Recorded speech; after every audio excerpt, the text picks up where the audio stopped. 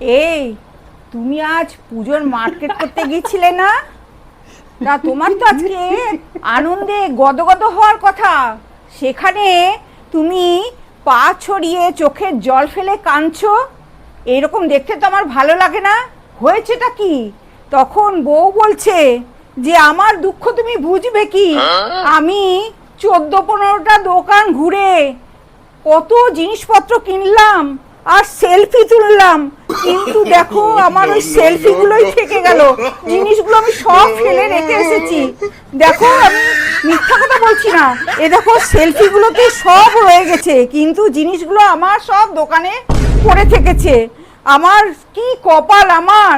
তখন স্বামী বলবে, দুঃখ করো না, তুমি তো দারুণ কাজ করেছো, কপাল তো পুড়েছে আমার।